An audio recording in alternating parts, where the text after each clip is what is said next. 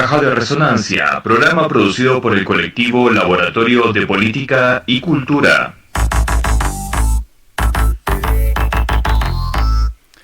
Muy buenos días, muy buenas tardes, muy buenas noches, según el lugar donde estén. Pero si están aquí en Caja de Resonancia es porque son parte de la alternativa. El programa de hoy está dedicado al primer mensaje presidencial de la señora Keiko Fujimori en su calidad de presidenta del Perú. Para ello, escucharemos en un momento nuestra editorial y también la entrevista que hemos realizado a un destacado politólogo de Arequipa.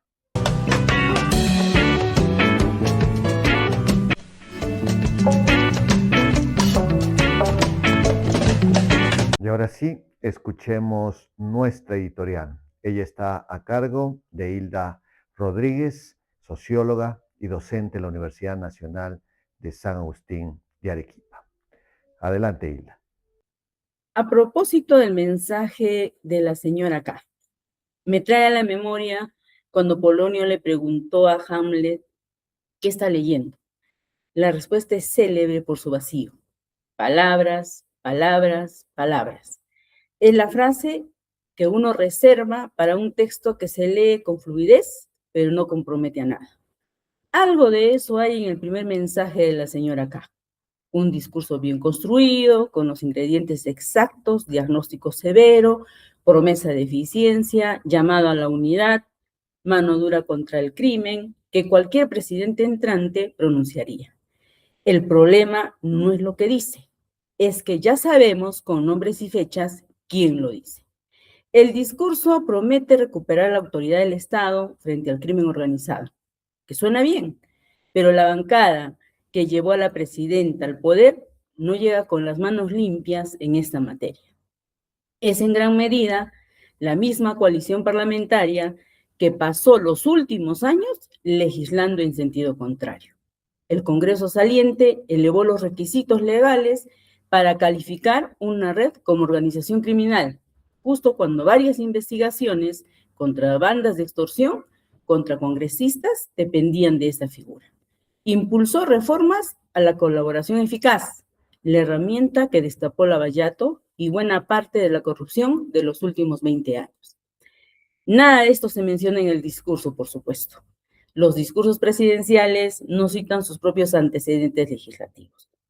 Pero el contraste es el dato más relevante de esta transición.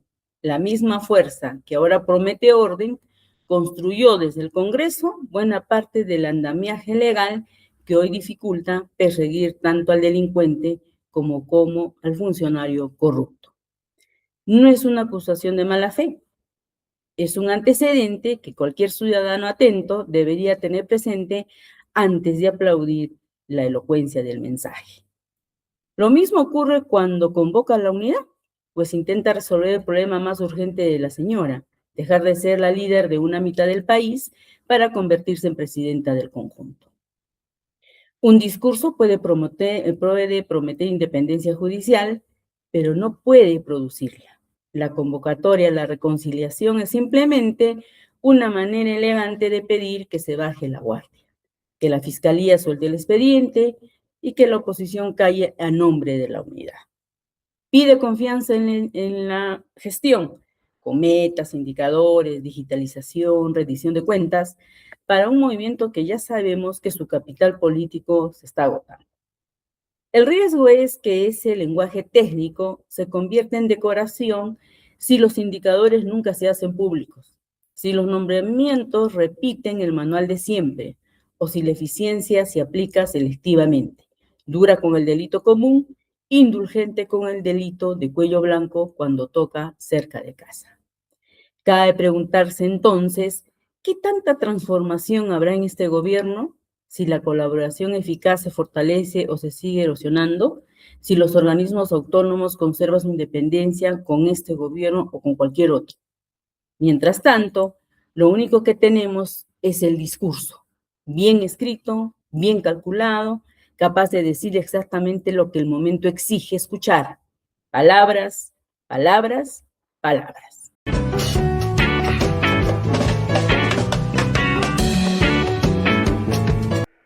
Nuestra entrevista esta vez es al politólogo Andy Phillips Ceballos y la misma estará a cargo de Pamela Cáceres, socióloga y docente de la Universidad Nacional de San Agustín de Arequipa.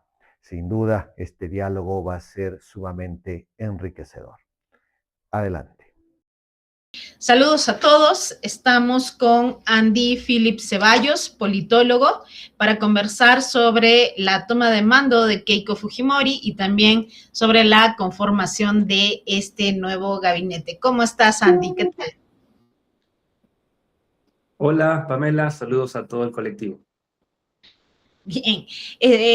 ¿Cómo observas esta ceremonia de la toma de mando? ¿Cómo has visto el discurso de Keiko Fujimori?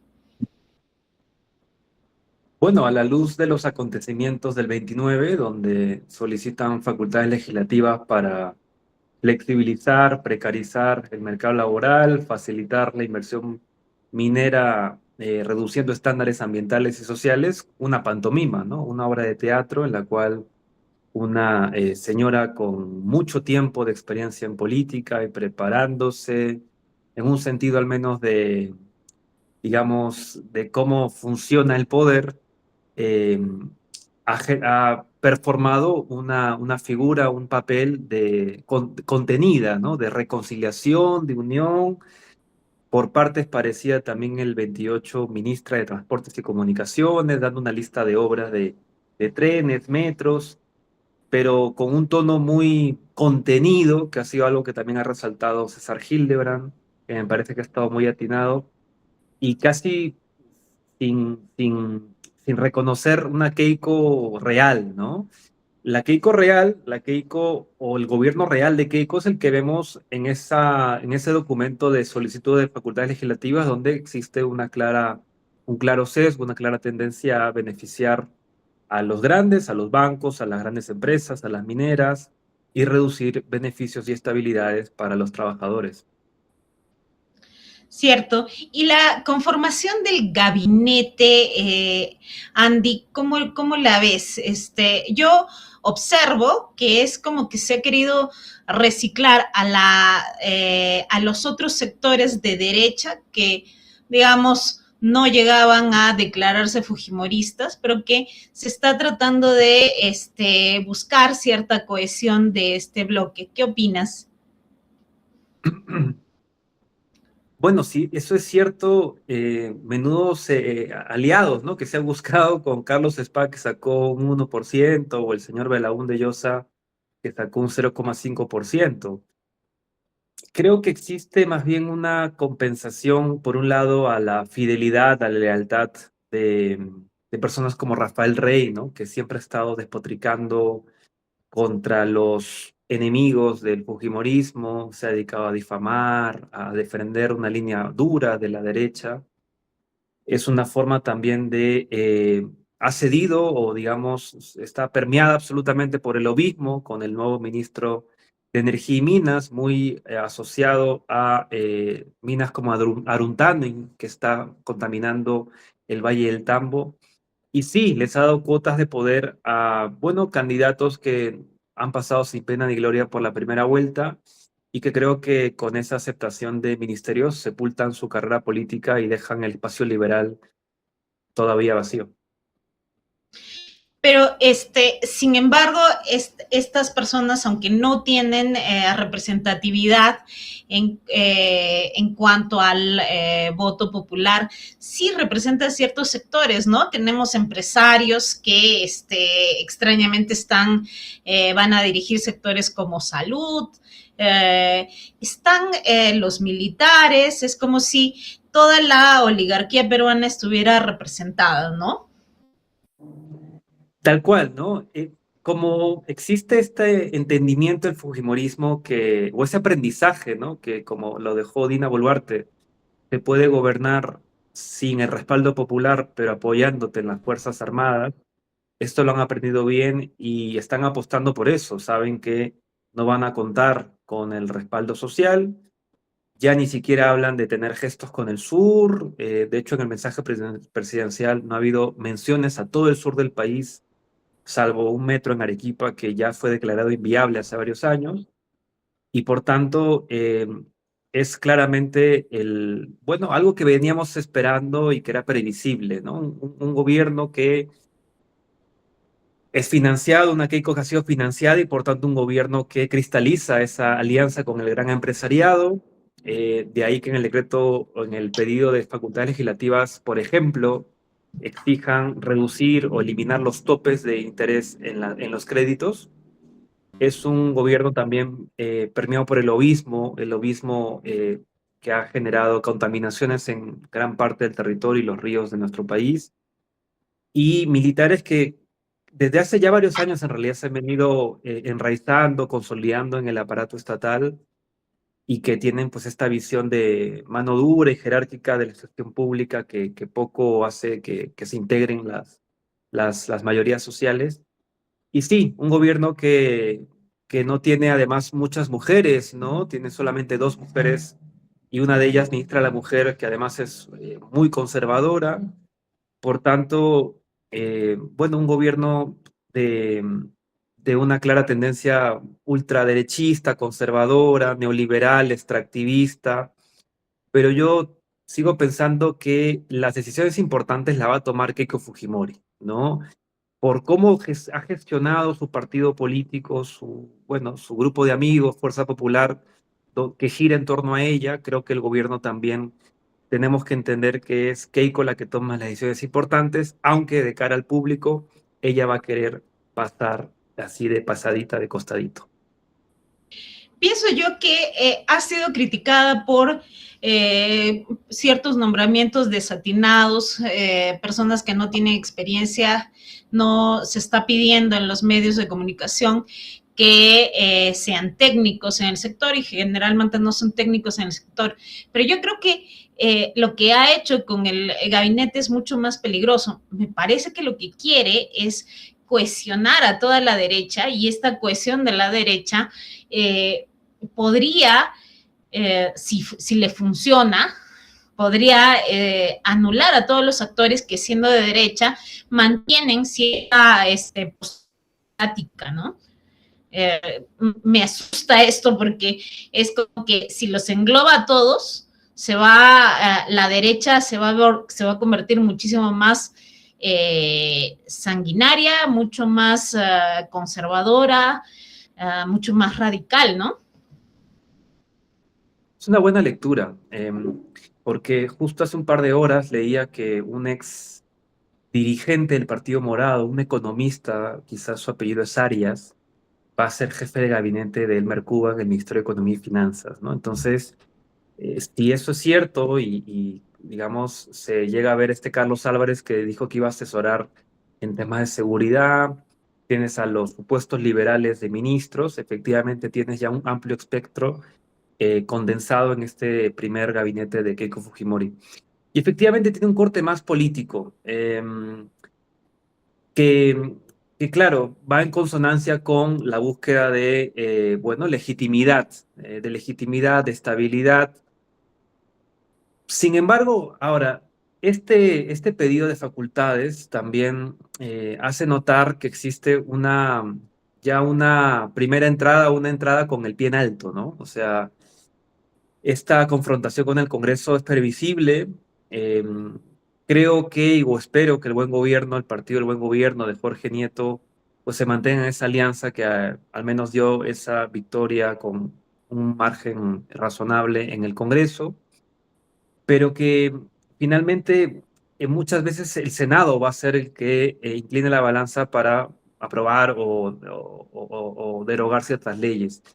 Así que al fin y al cabo lo que estamos viendo es un gobierno fujimorista que comienza con una intención política que además estamos viendo cómo no solamente esta alianza, digamos, alcanza el sector político, sino también periodístico, mediático. Yo esta mañana escuchaba a Nicolás Lucar y lo sentía totalmente crítico con la oposición, ¿no? Ahora ya es el crítico de la oposición, que si la oposición se retira del Parlamento por no reconocer o no escuchar al mensaje presidencial, está fatal, es que horrible, ¿cómo es posible? Estamos viendo ese tipo de gestos, una Rosa María Palacios que, pues no se la nota ya tan incisiva. Ayer escuchaba a Juan de la Puente, y espero equivocarme, pero también lo veía lo veía más contenido, y por tanto estamos viendo también que ciertos líderes de opinión que han intentado posicionarse, venderse como demócratas, como liberales, y por tanto distinto a esa DBA fujimorista, al final se están alineando. Y esto tiene que ver con el poder del Ejecutivo, ese poder que se manifiesta en transferencias, subsidios, consultorías, etcétera, etcétera.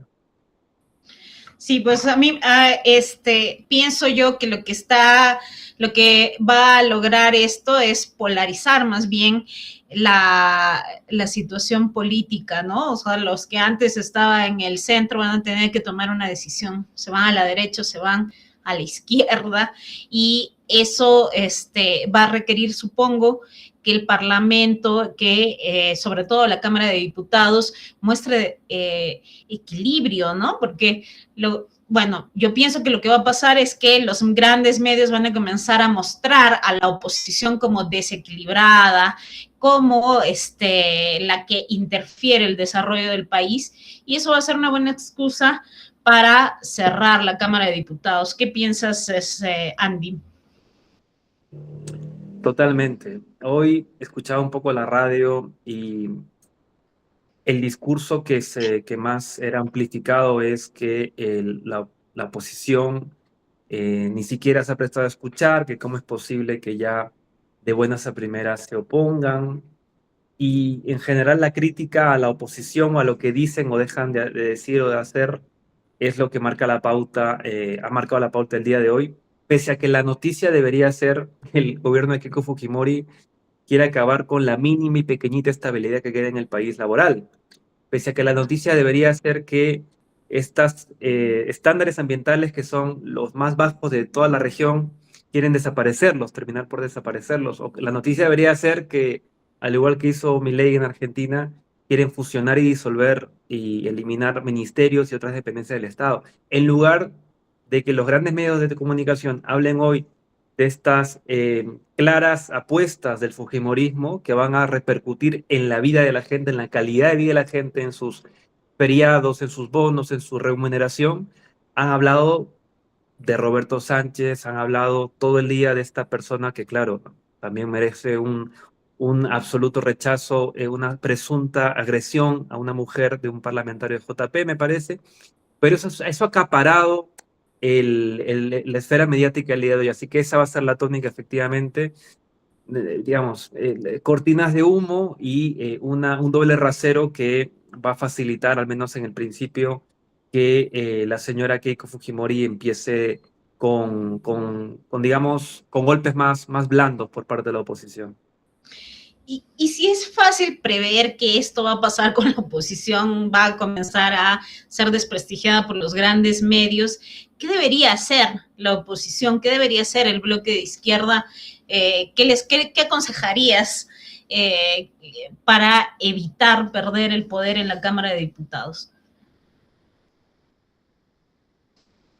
Luchar de manera absoluta, firme, convencida por cosas que son de sentido común, como por ejemplo la derogatoria de las leyes pro crimen, y que en esa lucha existe una coalición político-social, ¿no? Que vaya mucho más allá del Parlamento, que vaya por plataformas de lucha, comités de lucha, todo colectivo de sociedad civil que desee poner su granito de arena para derogar las leyes pro crimen a través de una firma, por ejemplo, es lo que yo aconsejaría, ¿no? En ese sentido también aprobar leyes que sean beneficiosas para, por ejemplo, en este pedido de facultades legislativas también está la intención de reducir, eliminar, digamos, desproteger reservas naturales como Paracas, ¿no? Entonces yo al día siguiente de que se anuncia esto, algún parlamentario, un representante del partido debería estar en Paracas, ¿no? Digamos, conversando con los pescadores y con cómo esto puede repercutir en su vida, en su economía familiar. Yo creo que ese tipo de cosas son las que hacen falta. Esta alianza debe ser constante, debe ser coyuntural, pero a la vez estratégica, más mediano, a largo plazo, con los distintos sectores de la sociedad que se van a ver afectadas, golpeadas por las medidas de fujimorismo. La prensa, por ejemplo, ¿no? La prensa claramente está ya sufrido en la propia votación que le hayan excluido del hemiciclo, lo cual es gravísimo.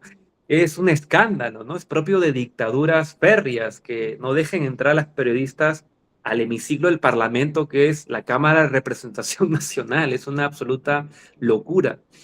Entonces, la oposición debería tejer alianzas constantemente a partir de cada coyuntura y de cada ley y de cada derogatoria de ley que afecte a la vida, directamente a la vida de la gente. Y en más a largo plazo creo que es necesario generar una oposición, bueno, más cohesionada, más programática y un poco más que filtre mejor también sus candidatos, ¿no? Lo hemos visto también con este voto viciado aparentemente de una congresista de JP, pero sí, se necesita, digamos, involucrar más a la sociedad en política, abrir más las puertas de los partidos y tejer plataformas políticos, sociales, que se necesiten y se ayuden unas a las otras. No sé si mi posición es muy pesimista, pero justamente respecto al voto de esta congresista, que al parecer traicionó lo que sea el acuerdo de la oposición, no es muy inocente esperar que la oposición se mantenga cuestionada. O sea, creo que finalmente el bloque de oposición que tenga conciencia política respecto a este tema debería asumir que en algún momento esa oposición se va a romper, ¿no? ¿Qué opinas? Recuerdo cuando lo mencionas, recuerdo las palabras de Susel Paredes, que contaba que el negocio de los congresistas no está en los sueldos, que ya son altísimos, ¿no? Si sumamos los bonos, los mochasueldos, sino que el negocio está en el lobby. Y de hecho, por esas declaraciones, por ese arranque de honestidad, la inhabilitan creo que 6 meses, lo cual ya pues confirma, ¿no? Lo que señalaba. Y, y lo que veo es que efectivamente hay muchas posibilidades de que ya sea por dádivas, por promesas, por dinero, haya representantes que, bueno, pues se tuerzan. Y también los típicos representantes que tienen antecedentes penales judiciales que lleguen a ciertos pactos, ¿no? Transacciones con el bloque oficialista que efectivamente tiene sin duda alguna influencia en el Ministerio Público, en el Poder Judicial. Así que sí veo que, bueno, yo lo del Senado no me sorprendió tanto, digamos, era previsible que ese poder dadivoso se manifestara y se manifestó. Y lo del Congreso, claro, como el margen es mayor, o sea, como creo que él se ganó, corrígeme Pamela, pero creo que por 14 votos, ¿no? Fue la diferencia. Em, claro, ahí necesitas un trabajo, ¿no? Que es de varios congresistas, ya es también exponerte a ciertas denuncias, ¿no? Por ejemplo, el congresista Jair Manrique, creo que se llama el de Ahora Nación, que es además está relacionado a la tecnología. Contaba ayer que fue efectivamente lo llamaron para ofrecerle algún cargo, alguna, digamos, un ofrecimiento corrupto, ¿no? Entonces, creo que es un primer aviso al oficialismo que también existen este tipo de advertencias, pero efectivamente, más que hablar de un bloque de oposición sólido en el Parlamento, creo que existen individualidades o grupos dentro de las bancadas que deberían tejer estas alianzas con sociedad civil, con sectores afectados por las medidas fujimoristas, y que eso sea la presión que podamos también tejer a nivel nacional para que, digamos, hay una mayor resistencia, ¿no? De nivel de contención frente a estos shocks que está proponiendo el fujimorismo. Para terminar, si vamos al ámbito del discurso, me gusta siempre reflexionar sobre cómo van a distribuirse los significados políticos en la sociedad. Pienso yo que este acto de los congresistas y no escuchar el mensaje de Fujimori sí es simbólico, pero en efecto se puede por el otro lado, interpretar rápidamente como antidemocrático, ¿no? Y si ves en esto más las acusaciones del fraudismo que se hicieron hacia Juntos por el Perú, se comienza, la palabra democracia se le comienza a quitar del mapa de la izquierda, ¿no? Se le están arrebatando y siento yo que estamos dejando que se nos arrebate rápidamente esta palabra, ¿no? Y opino que es un significado que que creo que nos hemos ganado de cierta manera, nos ha costado un poco, pero que deberíamos defender sobre todo, ¿no? La idea de la izquierda defendiendo a la democracia es importante, ¿no? Porque hemos sufrido bastante por por cómo la sociedad siempre ha culpado a la izquierda de antidemocrática, ¿no? O cierta sociedad. Es muy interesante tu reflexión y cuando lo comentabas recordaba varias cosas. Una de ellas es que es el canto de las madres juliaqueñas, ¿no? Que perdieron a sus hijos de esta democracia no es democracia y efectivamente esta democracia para mí no es nuestra democracia ni debería ser la democracia que aspirar o proteger la izquierda realmente democrática. Y creo que más bien hay que decir las cosas como son y que estamos enfrente de un régimen autoritario con muchos, demasiados rasgos plutocráticos, hasta yo lo llamo criminocráticos por el nivel de criminalidad que existe dentro de la política peruana. Y aquí no manda el pueblo, mandan criminales, mandan millonarios, mandan lobistas, mandan mafiosos. Y creo que no se merecen que reconozcamos esto como una democracia ni plena, ni mediana, ya ni pobre, ¿no? De nivel bajo. Entonces, sí creo que más bien hay que luchar por nuevos significados del significante democracia. Creo que es un trabajo muy difícil, es un trabajo de largo aliento, pero creo que una de las cosas que, por ejemplo, hay que reflexionar más, y creo que mi generación debería analizar más, un dato, ¿no? Pamela, no sé, a ver, ¿tú qué opinas, por ejemplo? Esta mañana lo repasaba y comprobaba que efectivamente de unos 30 países que han transitado de dictadura a democracia en los últimos 50 años, de unos 30 países, la minoría, 3 de esos 30 países, Perú, Chile y Corea del Sur, no habían cambiado de constitución.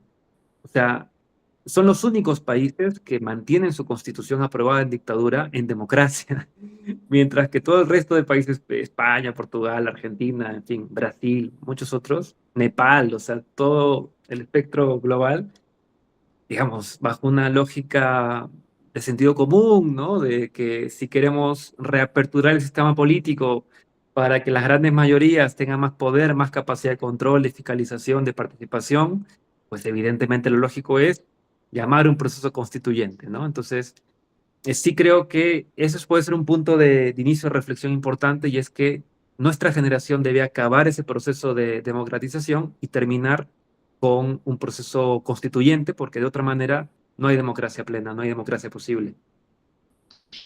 Es interesante que toques el tema de la Constitución, porque ya parecía un tema olvidado después de todo después de toda esta pérdida, después de toda esta de tener a Keiko en el poder, ¿no? Pero ciertamente esa Constitución es el símbolo, ¿no? Y parece que los símbolos no fueran importantes, pero en realidad sí, ¿no? Se han peleado tanto porque la Constitución no sea cambiada, ¿no? Me parece importante tocar ese tema, ¿no? Quizá, ¿tú crees que sea estratégico para la izquierda seguir tocando el tema?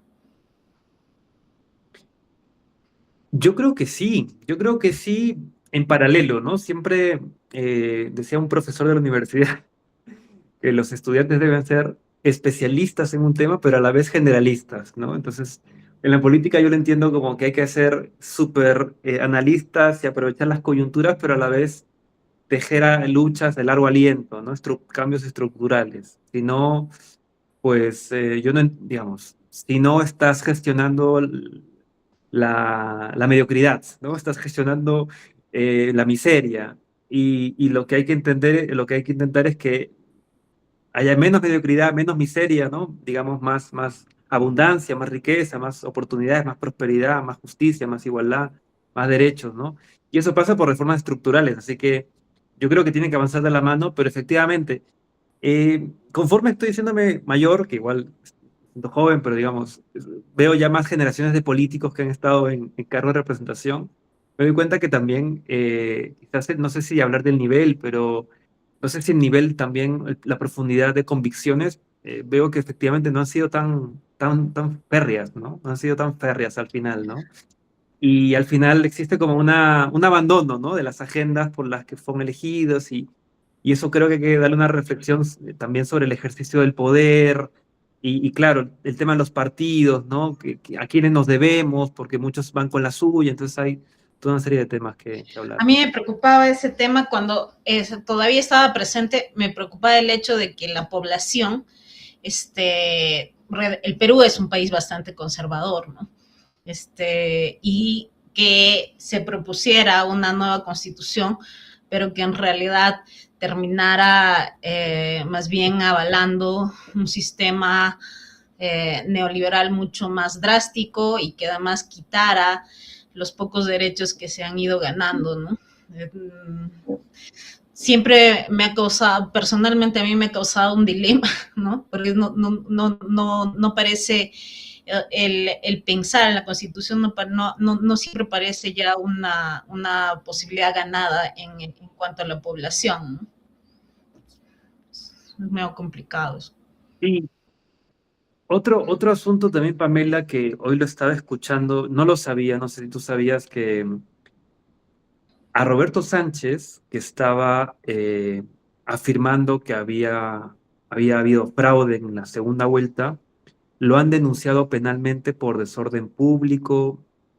No, Sí sabía que a Lía Valderrama, a Antauro Humala, a Claudia Cisneros, que son líderes de opinión que también han sido críticos con el proceso electoral, los han amedrantado de esa manera, ¿no? El lawfare. Entonces, también digamos que es justo decir que el poder en el Perú, eh, digamos, el fujimorismo no solamente opera a nivel político y económico, sino también a nivel judicial, y que el lawfare o la judicialización, la persecución por ideas es real. O sea, estamos en un momento autoritario, estamos en un momento en el cual te quieren meter miedo por hablar y ser crítico con el régimen.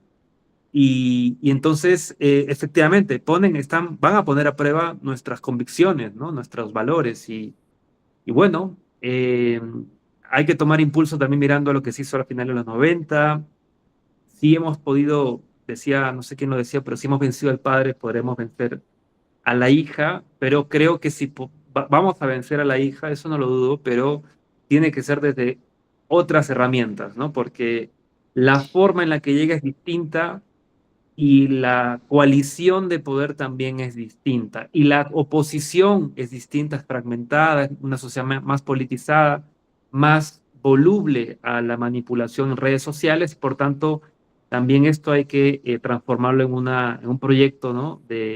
Adecuado al momento actual. Última pregunta, Andy, para que no se nos vaya el tiempo. ¿Cuál crees que sea el punto de quiebre de este bloque? ¿Dónde cae? ¿Del bloque de oposición o del régimen? ¿Dónde cae el régimen? Para terminar con una imagen feliz. ¿Dónde cae el régimen? Pues yo creo que va a caer error? desde donde siempre caen, desde donde siempre caen los mismos, ¿no? Y es desde nuestras comunidades, de nuestros territorios, de los territorios de las comunidades campesinas, indígenas, que son las que ponen el cuerpo, pero esta vez no podemos dejarlos solos, ¿no? O sea, eso sí les pido a todos, no podemos dejarlos solos. O sea, el extractivismo se va a profundizar y el tipo de inversión La presión ahora mismo por la inversión minera es tremenda, Pamela, es enorme, es la mayor de la historia. La necesidad de cobre es enorme, jamás ha habido algo parecido y por tanto va a haber una presión, una agresión a los territorios y creo que allí puede ser el punto de quiebre, pero sí va a ser necesario grandes dosis, cantidades de solidaridad y de acción colectiva. Bien, gracias Andy, ha sido muy interesante hablar contigo. Entonces pasamos a la siguiente sección. Muchísimas gracias. Hasta luego. A ti, Pamela, un saludo a todos. Llegó el momento de nuestras columnas. En esta ocasión vamos a escuchar a Diego reflexionando acerca de la coyuntura nacional. Sofía, quien siempre se encarga de la coyuntura internacional, tomará unas merecidas vacaciones y estará con nosotros de nuevo en el mes de septiembre. Diego, te escuchamos.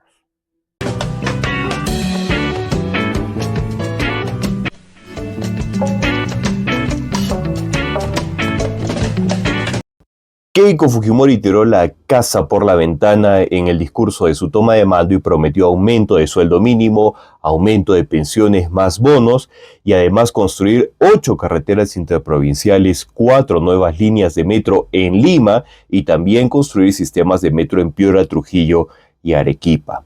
De Illapa, además, promete 2 trenes de cercanías en la región Lima y todo este gasto ocuparía más de la tercera parte del próximo presupuesto y equivale al 10% del PBI que todo el país produce en un año. Obviamente los arequipeños quisiéramos tener un metro, pero tampoco somos ingenuos como para creernos este cuento de hacer 7 líneas de metro en 5 años, cuando solamente una línea, la 2, del metro de Lima ha demorado 11 años en construirse y todavía no se inaugura. A los arequipeños Keiko no nos va a agarrar de idiotas, como López Aliaga hizo con tanto limeño que a pesar de haber construido ni 1 centímetro del tren a Chosica, le volvieron a votar como presidente. Es obvio que tanta obra es irrealizable, es una promesa vacía, porque la persona encargada de hacer estos 19 proyectos es nada menos que Rafael Rey, flamante ministro de Transportes que formó parte del gabinete aprista que no pudo reconstruir Pisco después del terremoto de 2007 y que por el contrario entregó un millonario presupuesto para la reconstrucción de Ica que fue un foco de corrupción aprista. Prueba de esto son los 140 denunciados por el Congreso por meterle la mano al dinero que se destinó a la reconstrucción, pero que nunca se ejecutó. Peor todavía, el ministro de Vivienda es el eterno candidato fujitrol por Arequipa, Mauricio Arnillas, bachiller en arquitectura que en su hoja de vida solo registra un trabajo en una empresa dedicada a la bioconstrucción que ha sido dado de baja. ¿Qué mérito tiene Arnillas para manejar el millonario presupuesto de vivienda? ¿Cómo lo hace? ¿Cuál es el negocio? Como diría Frankie Ruiz. Si un gobierno de izquierda prometía lo mismo que Keiko, los titulares en la prensa tradicional usarían adjetivos como populismo, irresponsable, peligroso y tantos otros que se acostumbran frente a la farra fiscal. Pero como la promesa viene de Fujimori, hemos visto a personajes como Pedro Cateriano, Daniel Ibáñez o Álvarez Rodríguez desplegar toda la hipocresía que llevan en las venas para celebrar las promesas que de haber hecho cualquier otro condenarían de todas maneras. Lo mismo con la prensa tradicional, pero ya sabemos que los opinólogos y periodistas solo serán megáfonos y cajas de resonancia del gobierno naranja que podrá hacer lo que quiera con el tesoro público, pero nunca lo van a condenar, porque denunciar casos de corrupción en este nuevo gobierno será hacerle el juego a la izquierda. Así hemos llegado al final de este programa. Sin duda, el análisis del mensaje presidencial continuará para ver cómo se va modificando el discurso político en los próximos días o cómo se va materializando dicho mensaje o por el contrario, cómo se va diluyendo en un conjunto de promesas que nunca hubo la intención de cumplir. Bueno, el tiempo lo dirá. Nos despedimos, muy buenas tardes, muy buenas noches o muy buenos días, dependiendo del lugar del mundo en el que estén, pero si están aquí es porque son parte de la alternativa. Caja de Resonancia regresa el próximo sábado. Les esperamos, como siempre. Caja de Resonancia, programa producido por el colectivo Laboratorio de Política y Cultura.